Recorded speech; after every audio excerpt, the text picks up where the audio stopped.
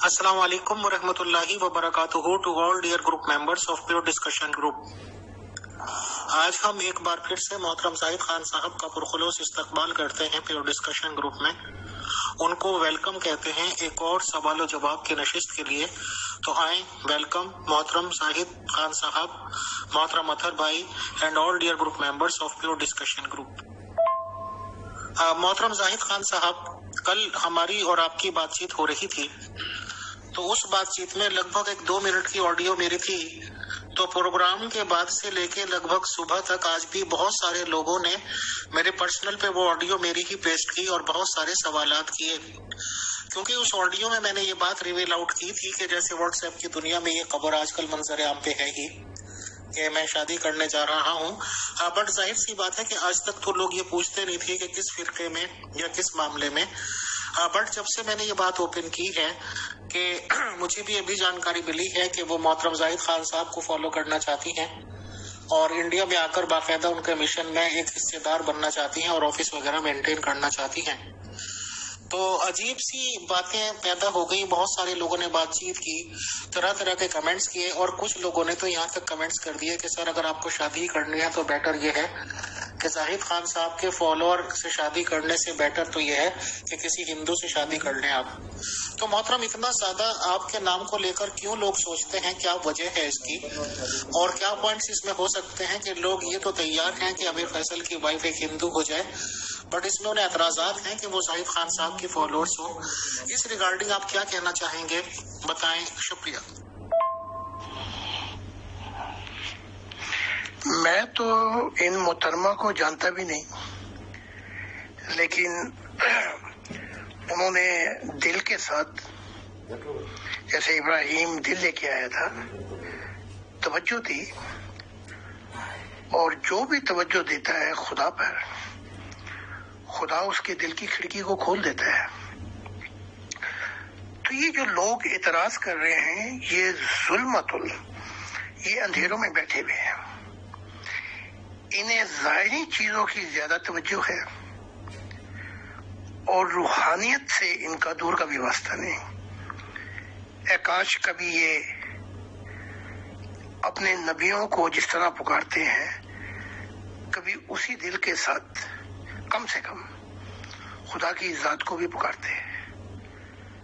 تو انہیں تکلیف یہ ہوتی ہے کہ پھر 1-2 جا رہے ہیں ہندوستان میں، تو تکلیف جو ہے وہ یہ ہے کہ میں مذہب کی نیا لپیٹ چکا ہوں، بستر گول کر بیٹھا ہوں۔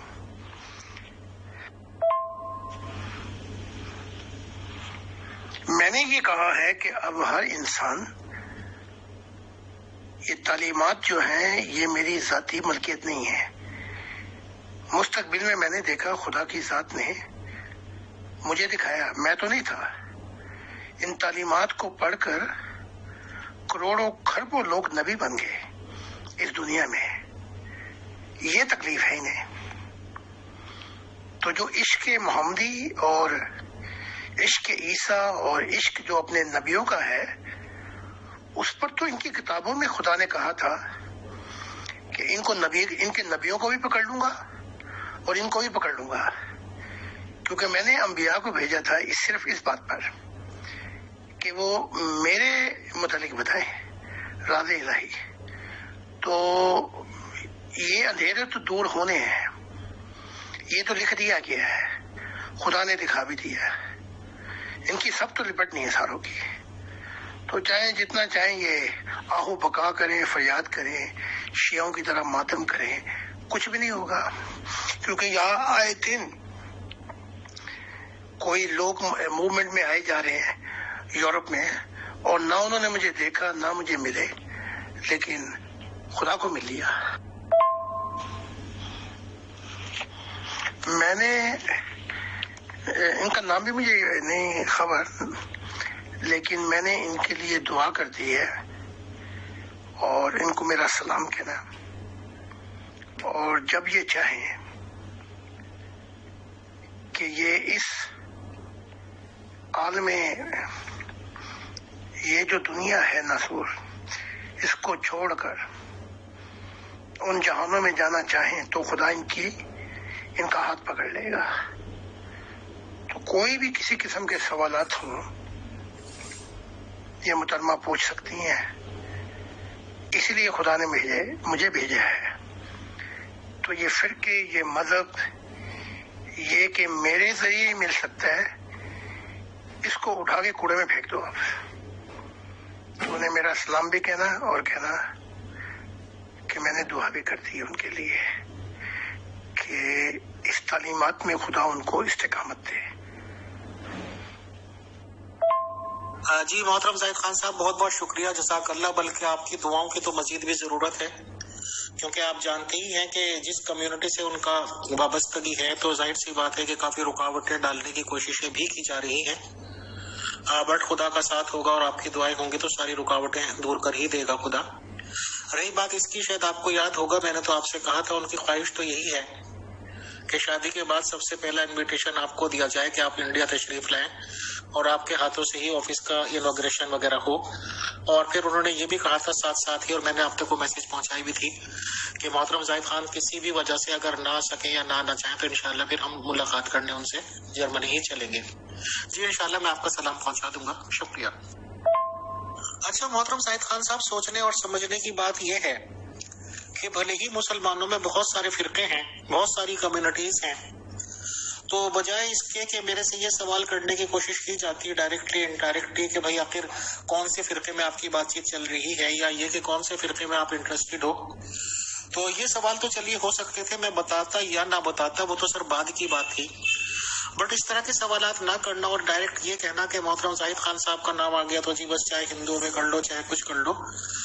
تو کیا ایسے لوگوں کے لیے بیٹر ہے یہ سوچنا کہ ایک شخص جو مسلمان ہو گیا ہے، ان لوگوں میں آ کے شامل ہو گیا ہے، بجائے اس کے کہ یہ کہتے بھائی اس میں مسلمانوں میں فرقے بہت ہیں یا آپ کی کہاں بات چل رہی ہے، اور کسی فرقے میں کر لو کچھ کر لو، سیدھا یہ کہنا کہ ہندوؤں میں کر لو.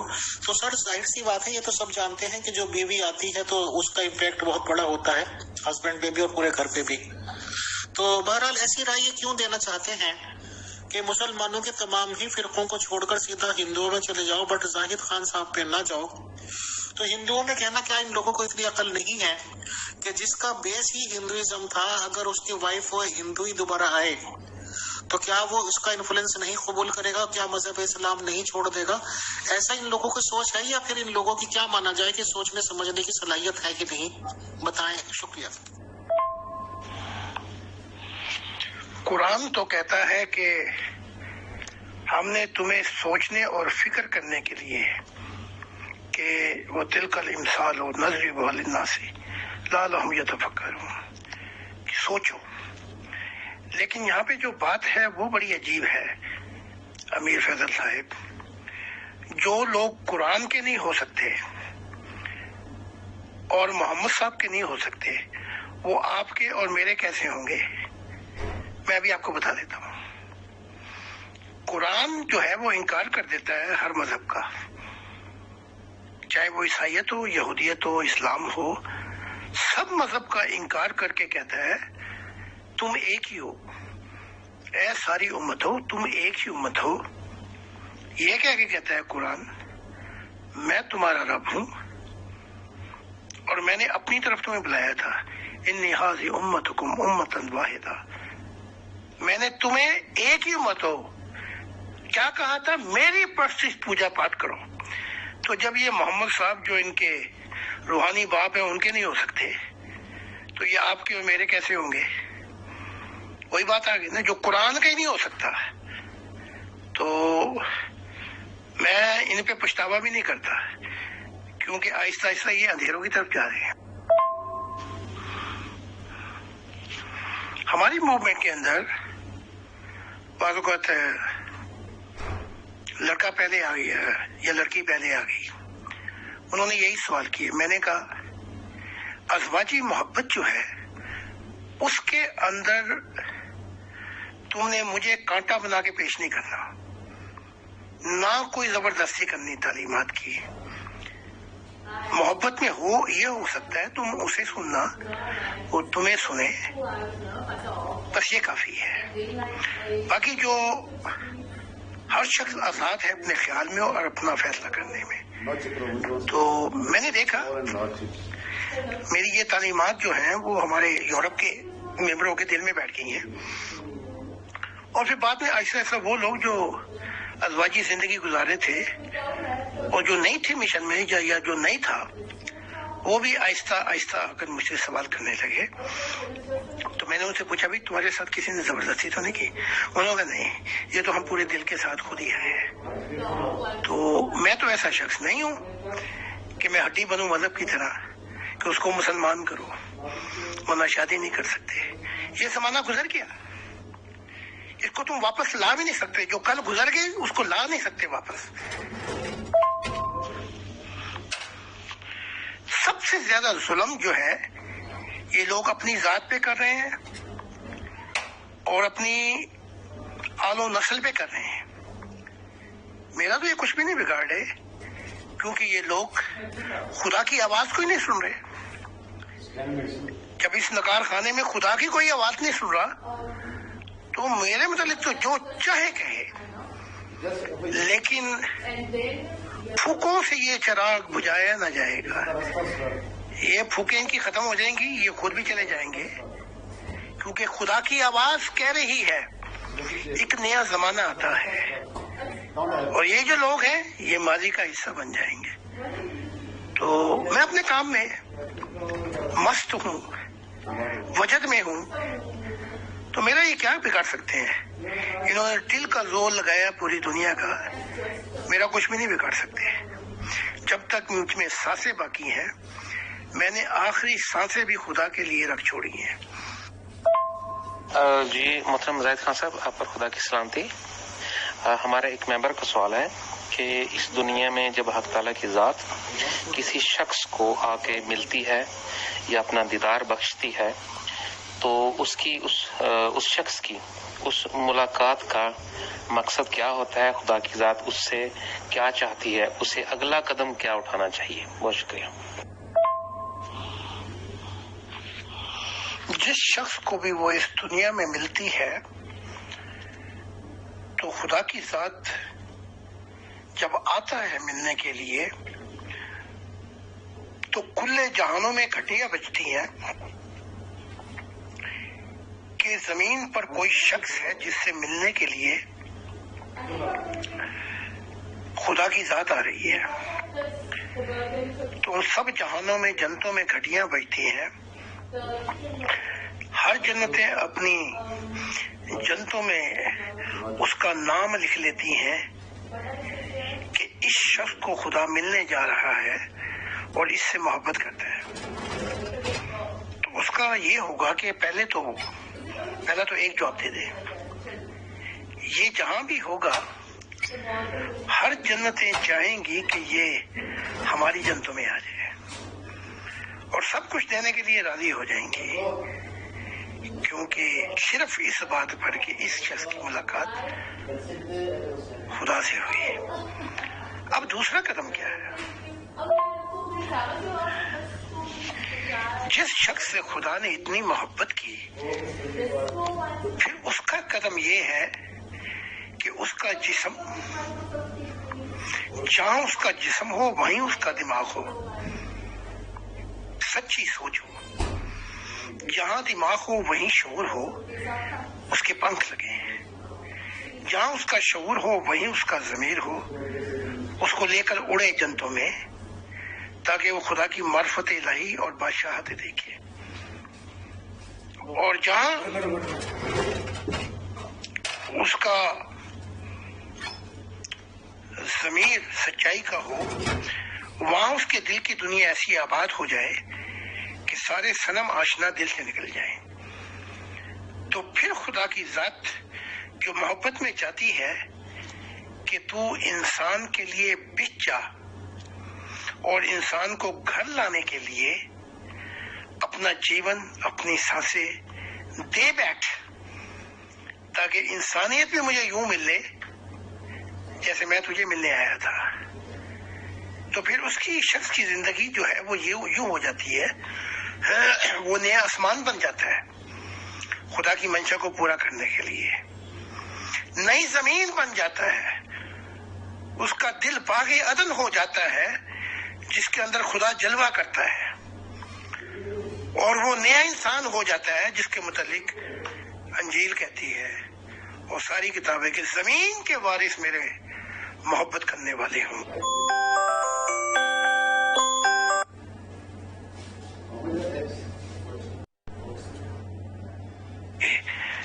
تو زمین تو انتہائی خوبصورت ہے، ان شیطانوں نے اس زمین کو تباہ کرنے کی کیوں کوشش کر رہے ہیں؟ تو ایسا شخص ایک نیا انسان بن جاتا ہے جس کو خدا کی ذات دودھ بھی دیتی ہے، شہد بھی دیتی ہے۔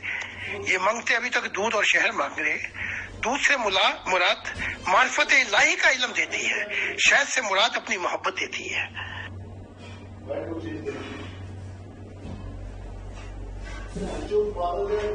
جی بہت شکریہ محترم زاہد خان صاحب۔ ہمارے ایک نئے ممبر ہیں پاکستان سے، تو کافی ینگ ہیں، تو انہوں نے آپ کی تعلیمات دل و جان سے پڑھنا شروع کی ہیں۔ تو وہ ان کا سوال ہے کہ آپ نے فرمایا کہ بالا جنتوں میں، عالم ارواح میں حق تعالیٰ کی ذات آپ کا روپ لے کر تو سفر کرتی ہیں یا ملتی ہیں مخلوقات سے، تو یا کیا انہیں صحیح درست سمجھ آیا ہے؟ ایسے ہی ہے؟ اگر ایسے ہے، خدا کی ذات آپ کا روپ لے لیتے ہیں، تو اس کی کیا وجہ ہے؟ اس بارے میں بتائیے گا، شکریہ۔ اس کی وجہ صرف محبت الہی ہے۔ تو جب وہ محبت الہی میں جب چاہے کبھی کبھی میرا روپ لے، تو میں کون ہوں؟ جیسے تورات پرانے عہد نامے میں اس نے کہا میرا نام یہوہ ہے، بس مجھے یہوہ کے نام سے یاد کرو اور دعائیں کرو۔ پھر جب ابراہیم، اسحاق اور یعقوب آئے تو ابراہیم، اسحاق اور یعقوب نے اتنی محبت کی اور اپنا جیون دے ڈالا، تو خدا نے کہا وہ اپنا نام ہی بھول گیا، کہنے لگا کہ مجھے یاد کیا کرو، ابراہیم اور اسحاق اور یعقوب کا خدا ہوں میں۔ تو یہ محبت الہی ہے، ورنہ وہ اس کے روپ ایک تھوڑی ہے، لیکن جب وہ محبت کر بیٹھتا ہے کسی سے تو اپنے اصل روپ میں آتا ہے۔ جب خدا کی ذات نے مجھ سے کہا آنے والے زمانوں میں جب زمین انبیاء سے بھر جائے گی، اور ابھی کہہ دے ان لوگوں کو جو ایک انسانیت کا خاندان ہوگا کہ جب وہ دعائیں کریں تو مجھے سچا والدین کہیں، ایک خدا، ایک خدا واحد، اور اس کے ساتھ دعائیں کرتے ہوئے یہ ضرور کہیں کہ اے خدا تیرے دل کے نام پر۔ تو پھر ایک ایسا موقع آیا کہ میں جہانوں سے گزر رہا تھا، میں نے دیکھا کہ خدا کی ذات بیٹھی ہوئی ہے، تو میں قریب پہنچا تو خدا وجد میں کہہ رہا تھا، جیسے آپ تسبیح کرتے ہیں، ورد کر رہا تھا، اے میرے دل، اے میرے دل، اے میرے دل، اے میرے دل۔ یہ خدا تسبیح کرتا جا رہا تھا اور اتنا وجد اور جلال تھا کہ میں پھر خاموشی سے پیچھے ہو گیا۔ تو جب خدا محبت کرتا ہے پھر اس محبت میں وہ کیا کیا نہیں کرتا، بس جب آدمی وہاں پہ پہنچ جاتا ہے محبت کرتا کرتا، تو پھر وہ اس کے لیے کیا کرتا ہے اور بچھا جاتا ہے اس کے لیے۔ ان رازوں کی تو خبر ہی کسی کو نہیں، اب میں بتا رہا ہوں۔ جی محترم زاہد خان صاحب، ابھی کچھ دیر پہلے آپ کا ایک ویڈیو اپلوڈ ہوا ہے، تو ہمارے ایک ممبر نے یہ سوال بھیجا ہے کہ نبی ابراہیم صاحب، ان کی آل، اور نبی محمد صاحب ان کے اہل بیت جو جرمنی میں اگلے سال کے آپ کے جنوری کے سیمینار میں تشریف لا رہے ہیں، تو کیا اس خدا کی بادشاہت کے مشن میں یہ سب آپ کے ساتھ ہیں، اور ان کی اگلے سال میں آپ کے ساتھ کیا شمولیت ہے، اور یہ آپ کا کس طرح سے اس مشن میں ساتھ دیں گے؟ بہت شکریہ۔ محمد صاحب نے جب 3 نومبر کو آئے اور ابراہیم صاحب نے کہا کہ اب ہمارا اٹھنا بیٹھنا اس بات پر ہوگا کہ خدا کی دل کا ارمان پورا ہو جائے، خدا کی بادشاہ زمین پہ آ جائے۔ تو محمد صاحب نے کہا کہ میں روح کی دنیا میں جہاں تک میرا اثر ہے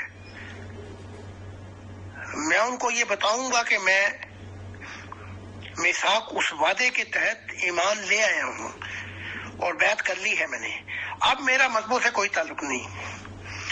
ابراہیم نے کہا یہی اثر میں ڈالوں گا کیونکہ میں باپ ہوں یہودیت کا، عیسائیت کا اور اسلام کا۔ ہر جگہ میں ان کو بتاؤں گا کہ اس وعدے کو یاد کرو کہ جب خدا کی دنیا آئے گی تو تم اس کے مددگار ہوگے۔ تو یہ لوگ اب روح کی دنیا میں بھی اور ان کی روحیں زمین پہ بھی آ سکتی ہیں، تو زمین پہ بھی ہر جگہ یہ اثر ڈالیں گے، ہر جگہ کام کریں گے، کیونکہ اب یہ فقط خدا کے ہو گئے ہیں۔ خدا کے تو پہلے بھی تھے لیکن کچھ معاملات میں مذہب کی وجہ سے کچھ اڑ گئے تھے، تو اب وہ آڑ بھی ختم ہو گئی۔ تو اب یہ کام کریں گے زمین پر کہ ہم سب مل کے انبیاء ہم عہد کرتے ہیں تیرے ساتھ کہ ہم خدا کی دنیا کے لیے تیرے ساتھ کام کریں گے۔ ایمان لانے کے بعد یہ پہلا واقعہ ہوگا کہ محمد صاحب اپنے آل کے ساتھ، اہل بیت کے ساتھ، اور محمد ابراہیم اپنی آل کے ساتھ، یہ پہلا سیمینار ہوگا 2022 میں، اگلے سال۔ یہ خود آ کے سننا چاہتے ہیں اور آ کے اس میں حصہ لینا چاہتے ہیں۔ تو اب یہ میرے اہل بیت ہیں، میرے اہل میں سے ہیں، اور میں ان کو اپنا خاندانی سمجھتا ہوں۔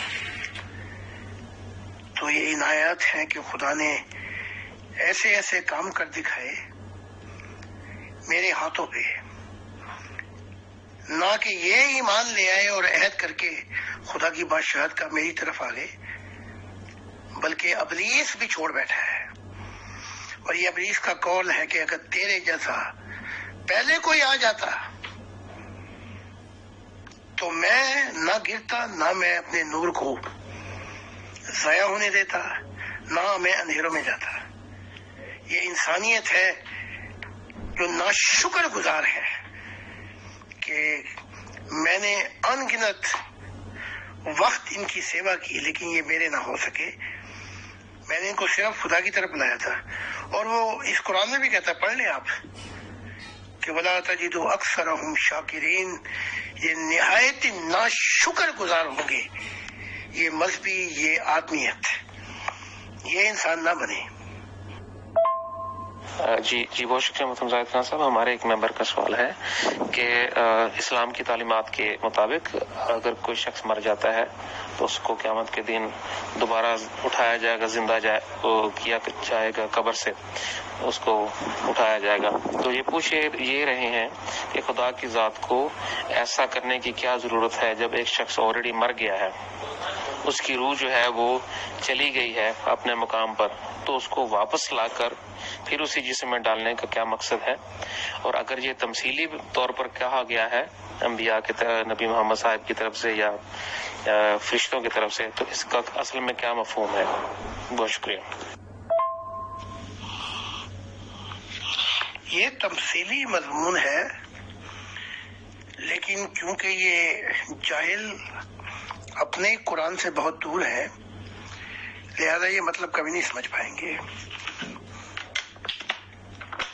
عیسیٰ کا ایک حواری آیا اور پوچھا کہ مجھے 1 گھنٹے کا وقت دے دے، میں اپنے باپ کو دفن کر لوں، وہ مر گیا ہے، اور پھر تیرے ساتھ چلتا ہوں میں۔ اس نے کہا مردوں کو مردہ دفن کرنے دے۔ اچھا، مرا تو بندہ ایک تھا وہاں پہ، اس کا باپ، وہ جو دفنانے گئے تھے اس کو بھی مردہ ہی کہا کہ تیرا باپ تو مردہ ہے، جو دفنانے گئے وہ بھی مردے ہیں، مردوں کو مردے دفن کرنے دے۔ اور تو میرے ساتھ چل کیونکہ میں زندہ ہوں. اچھا، اب زندگی اور قیامت کیا ہے اس مضمون کو بھی سمجھ لیں. میں اگلی ویڈیو میں آڈیو میں. اب جب ماریا میگلینی کا بھائی مرا تو عیسیٰ پہنچے وہاں پہ. تو وہ کہنے لگی، یہودیوں کا یہ عقیدہ تھا جیسے مسلمانوں کا ہے نا، کہ اگر تو آتا تو شاید میرا بھائی نہ مرتا. اور میں جانتی ہوں موسوی عقیدے کے مطابق قیامت میں زندہ ہو جائے گا. تو عیسیٰ نے کہا قیامت اور زندگی میں ہوں، جو مجھ پہ ایمان لاتا ہے وہ زندہ ہوگا. تو اس 2000 سال کے بعد قیامت جو ہے وہ مجھ سے شروع ہو گئی ہے. خدا کی ذات نے کہا جو مجھ پہ ایمان لائے گا، جو نئے آسمان نئی زمین خدا کی منشا کی مدد کرے گا، وہ زندگی پائے گا، وہ اندھیرے نہیں پائے گا، وہ نور پائے گا. تو قیامت تو شروع ہو گئی ہے. ان ظالموں کی قیامت ہی نہیں ابھی آئی. یہ وہاں جا کے پھنس جائیں گے، پھر بھی انتظار کریں گے کہ وہ قیامت کب آئے گی. پھر وہ ان کو بتایا کریں گے، ان کے پاس سب دعائیاں ہیں اندھیروں میں. تو یہ ہے مضمون قیامت کا اور یہ ہے مضمون مردوں کا. وہ باقی جو محمد صاحب نے کہا وہ تمثیلی پیغام ہے، اور قرآن بار بار تو کہہ رہا ہے لعلہم یتفکرون، سوچو حکمت سے، اس کے اندر پیغام ہے، لیکن یہ ظاہرتاً لے لیتے ہیں. تو جب موت آتی ہے تو روح نکلتی ہے گولی کی طرح. جسم کے اندر اتنی، جیسے سلنڈر کے اندر گیس ہوتی ہے تو زور لگتا ہے نا، تو وہ جیسے بندوق میں سے گولی نکلتی ہے تو جو خول ہوتا ہے وہ پیچھے کو گرتا ہے. تو گولی نکل کے جاتی ہے پھر روح کی دنیا میں جو روح ہے، اور یہ جسم پیچھے کو گرتا ہے. تو یہ تو پھر یہ تو مردار ہو جاتا ہے، خاک میں مل جاتا ہے، گل سڑ جاتا ہے. اس سے کیا واسطہ؟ بس یہی بتایا تھا ان جاہلوں کو سمجھانے کے لیے، تاکہ یہ ڈر جائیں کہ جب پھر فرشتے آتے ہیں پھر سوال کرتے ہیں کہ تیرا رب کون ہے اور وغیرہ وغیرہ، تاکہ یہ ڈر جائیں بھائی قبر کے اندر وہاں تو کوئی بھی نہیں ہوگا. لیکن یہ اتنے ظالم ہیں کہ یہ نہیں ڈرتے، نہ ہی انہوں نے ڈرنا ہے، بلکہ یہ وہاں پہ ڈریں گے جب ان کی گولی کی طرح روح نکلے گی اور دیکھیں گے کہ یہ ہماری روح بھوت ہے، اور وہ جا کے لگے گی دوستوں کے اندر، وہاں ان کی آنکھ کھلتی ہے. تو جب ان کی آنکھ کھلے گی، وہ کہنے والے نے کیا کہا، کھلی جو آنکھ تو نہ وہ زمانہ تھا، دہکتی آنکھ تھی، تنہائی تھی، فسانہ تھا. یہ وہاں پھنسیں گے تو پھر انہیں میری باتیں یاد آئیں گی. پھر ان سے پوچھا جائے گا تمہارے آباء و اجداد جو تھے وہ تو ایمان لے آئے تھے، تو تمہیں کیا تکلیف تھی خدا کی آواز کو تم نے جواب کیوں نہیں دیا؟ بس پھر کیا ہوگا، کیونکہ جسم تو یہاں گل سڑ گیا.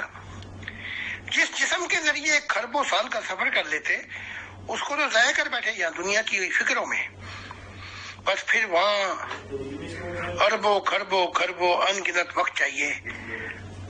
قرآن اس کے مطلب تو کہتا ہے خالدین فیہا ابدا، رہتے ہی چلے جائیں گے، بہت لمبا وقت ہوگا پھر وہ. بہت شکریہ محترم زاہد خان صاحب. ہمارے ایک ممبر کا سوال ہے کہ ایک شخص جو کہ آپ پر ایمان نہیں لایا، یا یوں کہہ لیں کہ اس تک آپ کی تعلیمات ہی نہیں پہنچی، اور وہ اپنے نبی کی، اپنے پیشواؤں کی تعلیمات پر زندگی گزار گیا.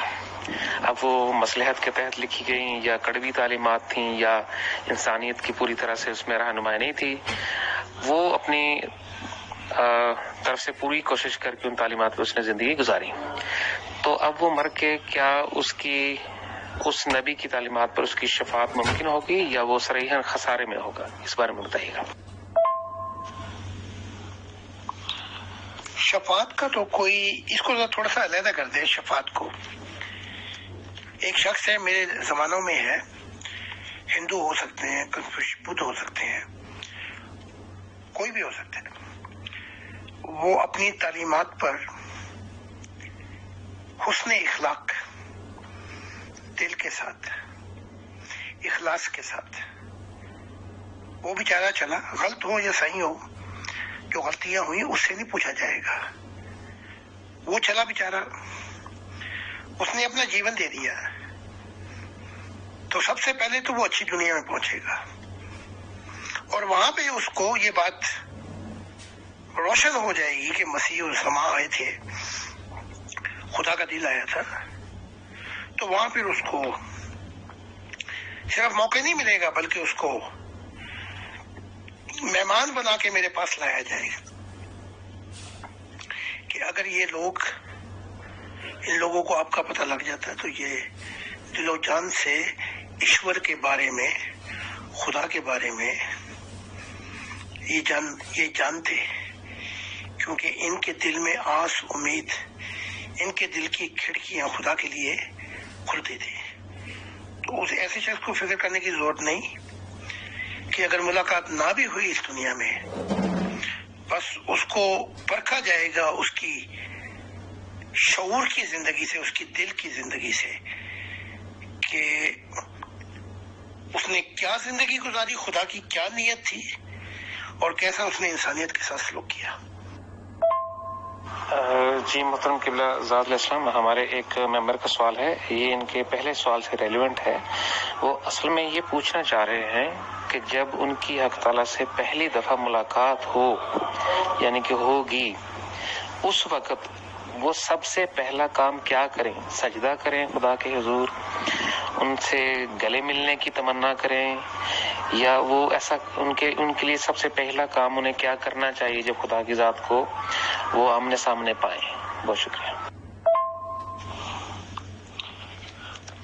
ہائے ہائے ہائے، کیا بتاؤں، مجھے کیا خبر تھی نماز کی، اور کب خبر ہوئی سجود کی. تیرے نقش پاک کی تلاش تھی کہ میں جھک رہا تھا نماز میں. تو جب تو خدا کے حضور کھڑا ہوگا، چاہے اس دنیا میں یا آخرت میں، تو تمہیں کچھ کرنے کی ضرورت نہیں ہے، کیونکہ تیری آنکھیں، تیرا انگ انگ، تیرے بال، تیری روح کا ایک ایک ذرہ پکار کے وجد میں کہے گا، تو میرا اللہ ہے، تو میرا رب ہے. وہاں کیفیات ہی اور ہوں گی. جب تمہارا اختیار ہی نہیں رہے گا، جب آپ بے ہوش ہو جاتے ہیں تو اختیار رہتا ہے. تو وجد میں تو ایک عالم ہی اور ہوتا ہے، میں کہیں ہوں اور دل کہیں ہے. وہاں تو حالات ہی بدل جاتے ہیں، تو تمہیں اس کی فکر کرنے کی ضرورت نہیں ہے، کیونکہ وہاں تو پھر ایک ایک چیز پکڑتی ہے. جیسے ایک آپ نغمے کو موسیقی دیتے ہیں نا، تو چاہے 20 سانس ہوں کٹھی ہوں تو پھر ایک ہی نغمہ چلتا ہے، ایک ہی آواز آتی ہے. تو آپ کو اس کی فکر کرنے کی ضرورت نہیں ہے. ہاں، یہ دعا کریں کہ ان تعلیمات کے ذریعے وہ آپ کو مل جائے. محترم زاہد خان صاحب، محترم اطہر بھائی and all dear group members of your discussion group, ماشاءاللہ بہت اچھے سے پروگرام یہ رہا، اور میں بیچ میں مصروف ہو گیا تھا تو اطہر بھائی نے پوری ذمہ داری کے ساتھ پروگرام کو سنبھالا بھی. تو انشاءاللہ کافی ٹائم ہو گیا ہے نیکسٹ سیشن سے. جیسے کہ میں نے کہا تھا محترم زاہد خان صاحب سے کہ وہ تو ایک طرح سے ان کا تو کہنا اوپنلی ہے کہ وہ مذہب کی صفوں کو لپیٹ چکے ہیں اور تمام ہی باتوں کو منسوخ کر چکے ہیں. بٹ میرے کچھ سوالات ہیں اور الگ طریقے سے نظریہ میں رکھتا ہوں سوچنے کا. حضرت ابراہیم علیہ السلام سے خصوصاً حضور محمد صلی اللہ علیہ وسلم کے پیریڈ تک. تو انشاءاللہ ان سب باتوں پہ نیکسٹ سیشن سے ہم لوگ سوال و جواب شروع کریں گے. تب تک کے لیے اجازت اور بہت بہت شکریہ. بہت جزاک اللہ محترم زاہد خان صاحب.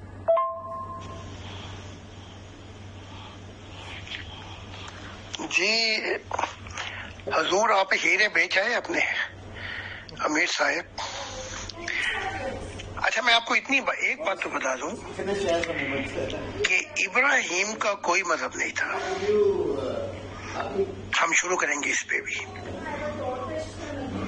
अगर इब्राहिम को एक लाइन में लगाओ तो आप यूं कह सकते हैं जैसे शीशे में आप अपना आईना देखते हैं कि इब्राहिम हिंदू थे, बुत परस्त, चांद सूरज की पूजा, सितारों की पूजा करने वाला। तो इसकी अगली दफा हम शुरू करेंगे। तो बहुत बहुत शुक्रिया आपका भी, इस दीगर टीम का भी, आता साहब का भी बहुत शुक्रिया, और जिन लोगों ने सवाल किए उनका भी बहुत शुक्रिया। उन्हें खुदा की तलाश है। खुदा हाफिज, thank you, I wish you have a nice day. हाँ जी, बहुत शुक्रिया, बहुत जज़ाकल्लाह मोहतरम जाहिद खान साहब। बिल्कुल हम इसी तरीके से एक नए तरीके से बातचीत शुरू करेंगे और आप ही से वो बातचीत हो सकती है, और आपका एडवांस में शुक्रिया। इंशाल्लाह मुलाकात होती है सर। खुदा हाफिज।